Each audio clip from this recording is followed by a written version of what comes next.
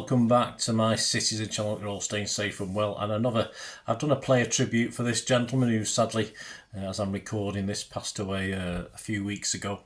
Tony Buck, of course. We did a player tribute. This is my Managing City tribute to Tony. A real privilege to do this three-parter. This is part one of it, and of course we're looking at his management and temporary manager roles between 1974 and the 79-80 season. Of course he did come back temporarily after that as well. I'll have a brief sum up of that in part three. So this is my little tribute, of course, to Tony as a manager in this Managing City special. Yes, he stepped up to the mark for City even after his managership ended, as he remained, of course, an almost constant at City in one role or another over the years. My lad first remember him sitting there at the front of the Kippax, watching him train with the players in front there, and of course always asked me who he was at first, and then he got to know him very well over the years, of course. If City were in trouble between managers, and that seemed to happen a lot, didn't it? He was always there to keep things ticking over, Tony. For this tribute, I'll of course concentrate on his time in charge from the late 73 to the autumn of 1980. In November 73, Manchester City manager then Johnny Hart resigned due to ill health, and Buck had taken temporary responsibility for team affairs at home to Leeds on the 27th of October, with just a few hours' notice. As a player then, he was still a player and a temporary manager, of course, so he became a player manager. We hadn't had many up to then, I don't think.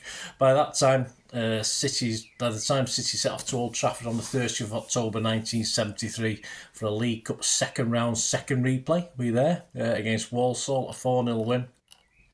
Francis Lee hat-trick in that game. Tony decided to drop himself from the squad, and he would never ever start for the first team again. He asked Dave Ewing to be his right-hand man, and he continued picking the team, and the team progressed in the League Cup, though to reach the eventual final, of course. We had to play almost double the required amount of games. We enjoyed a replay that season. Had 4 replays in 4 rounds of the League Cup. Tony Buck brought in a player, Mike Lester. You might remember him. He came from Oldham. He took Swell's decision to hire Ron Saunders, of course, in the correct spirit. He acknowledged that he was only keeping the seat warm for another manager. Saunders asked Tony to be his assistant, very wise, and to stop playing permanently. And Tony was open to that, although later on reflection he had wished he'd played a little bit longer. The players had urged Chairman Swells to appoint Tony, but Swells would only bow to that, well, a few months later. Too late, in fact, for Ron Saunders and probably City then. Though Tony agreed with most of what Saunders did, Ron's approach did not sort of help team morale. It didn't go down too well with the seasoned players, and morale was low, and possibly more than anything contributed to us losing the League Cup final to underdogs Wolves at the time. My very first trip to Wembley, I wasn't very happy. I think morale was equally poor, as I said, off the pitch, because after that defeat at Wembley, we had to go to Ellen Road the week after, and I went there the week after the cup final. Just a few hundred Blues made the trip, which was unusual. Normally we'd take into the thousands to Leeds, but of course I think morale on and off the pitch was pretty low ebb under Ron Saunders, and a drab 0-0 against United at Main Road did little to lift the spirits on and off the pitch. After the final, things just got worse on the pitch. A 3-0 loss to QPR on the 9th of April sounded the end of Saunders' brief tenure. Swells asked Tony again to take temporary charge. After a positive home draw with Liverpool, Swells gave him the job.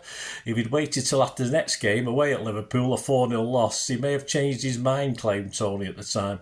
But as Tony led City to a 2-1 home win over West Ham, any doubts about being safe in the division were put to bed. Of course, we just had a trip to Old Trafford to come after that. That went pretty well, with stories elsewhere on that one, as City's 1-0 win stood despite the game being abandoned for crowd trouble late on. My very first trip to Old Trafford, that was a fun day. So Tony prepared for his first full season in charge and brought in Ian McFarlane as his right-hand man. To celebrate and relax, he had a week in Blackpool with his family. There you go, what more could you ask? On to season 74-75, Tony himself adjusted easily, really, from player to manager. A line was now drawn with his players' previous teammates, of course, and he and the players appeared to adapt with very little problem. Squad image up there on screen with Tony far left and Ian McFarlane on the far right. Though he'd have to be ready to face a few problems, of course. He knew established older pros needed to be moved on if the team were to progress. His first real test was Francis Lee, who wanted a raise, and though Tony agreed in principle and he took it to the chairman, after consulting Swells, we decided to relate it to appearances and performances. Franny didn't really appreciate that, though Tony knew he would almost play Lee on a regular basis anyway, so in his eyes it was a reasonable compromise, but of course Francis Lee didn't see it that way. He wasn't happy at all. And quite soon after, off to Derby he trots, to Tony's and the fans' disappointment. Soon after, Dennis Lord decided to call it a day, though he had played pre-season as Tony, of course, couldn't offer him any guarantees on playing on a regular basis. Tony also made his first proper signing as officially the manager in what turned out to be, as he commented, one of his best ever signings in Asa Hartford for $200,000. Tony called him his first piece of gold. His next big job to try and get the best out of maverick Rodney Marsh, and he considered it would help by making him a captain. Despite a 4-0 reverse away at Arsenal, things couldn't have started much better for Tony, winning 5 and only losing this one of the first 7 games, climaxing with a 2-0 win over Liverpool at Main Road on the 14th of September. Leaving City third, just a point behind leaders Ipswich, and there was also a 6-0 home win over Scunthorpe in the League Cup second round. In fact, pre-season, Tony has showed his cleverness, his foresight as a manager to predict that, as well as ourselves, Liverpool, Ipswich and Stoke were the teams most capable in the division, including City. All 4 of those were in the top 4 places at that time. Tony was never afraid to give youth a chance, so in the first 3 months of the season, players like Colin Barrett, Phil Henson, Peter Barnes all made appearances. Though City remained in and around the top 4, Tony accepted that he struggled to find a way to improve our away form. It was shocking, which was hurting City's chances of vying for that vital top spot.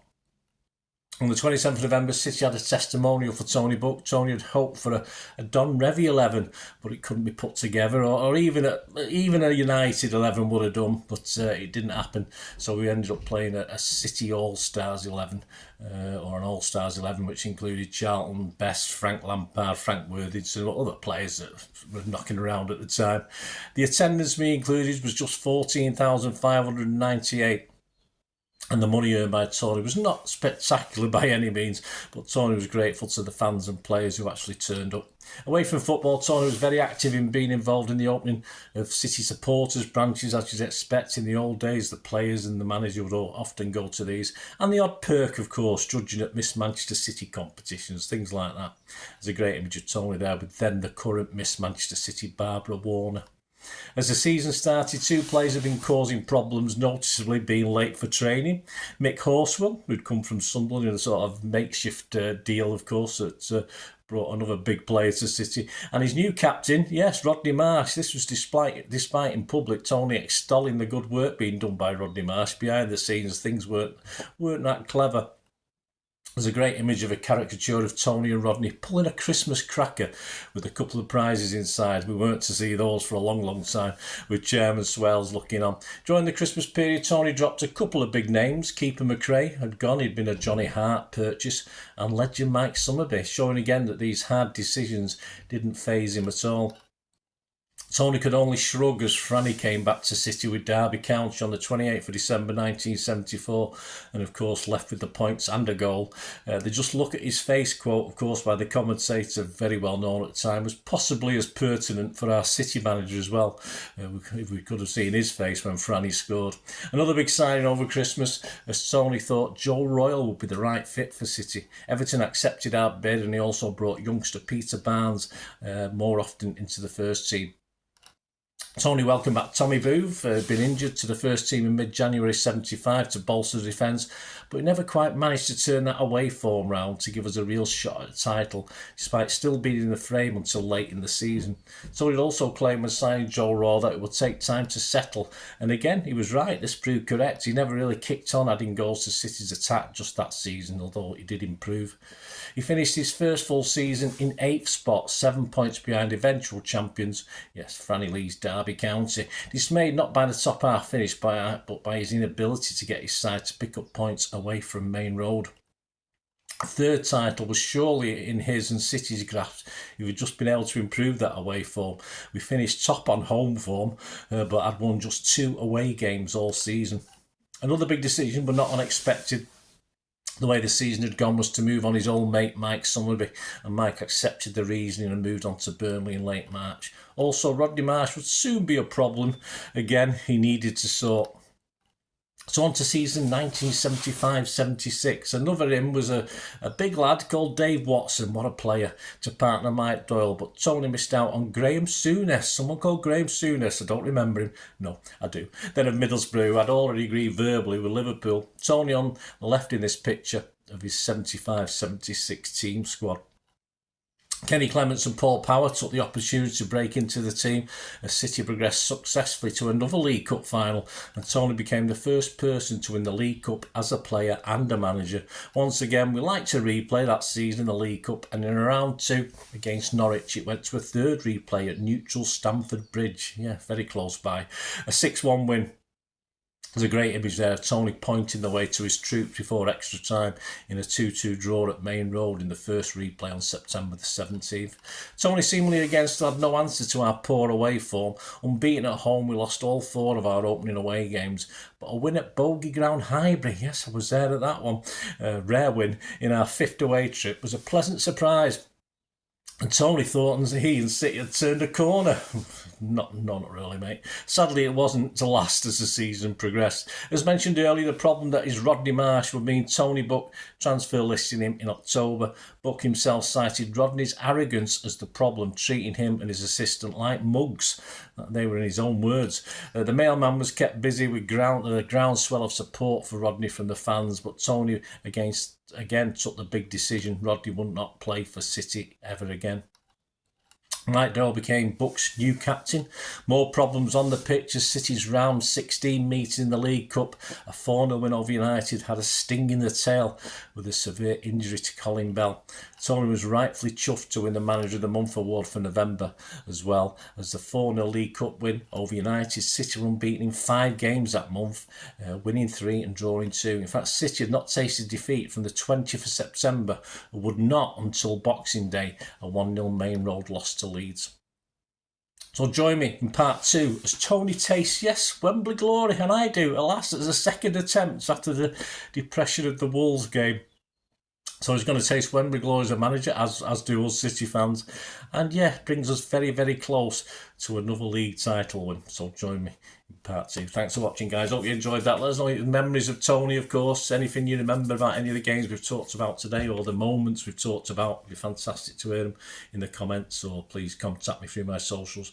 If you like what I try and do on the channel, guys, I'm always open for any support you can give me. If you can do that, there are ways of doing it if you just keep watching and listening. I hope you enjoyed the feature, and yeah, if you can support me through the subscription, if you can subscribe, guys, that'd be wonderful if you've not already done so. We do actually have memberships at the moment, just 99p a month, so you get access to all my City stuff, including all the history vlogs, dozens and dozens not been published yet that you get immediate access to, and every time I do a edit and do a vlog, you get immediate access to it as well. So you can have a copy of scripts as well if you want any hard copy of the sort of things I do on matches and teams and managers and players, etc, etc. So if you can join the membership, that'd be wonderful. We do fine. And yeah, if you want to support the channel just by watching the ads, that helps. Watch the ads, let them play through while you just have to check your phone or something, let it play out.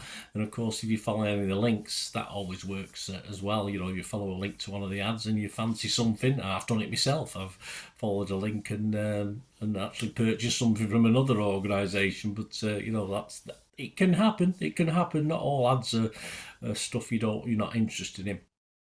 And of course, if you can give us a like, guys, that's be absolutely fantastic. All likes are much appreciated. Anyway, thanks for watching. Until the next time, of course, I only ever ask one thing, don't I? Please, I ask you all to stay safe, especially you Blues. Until the next time, come on, City. Bye for now.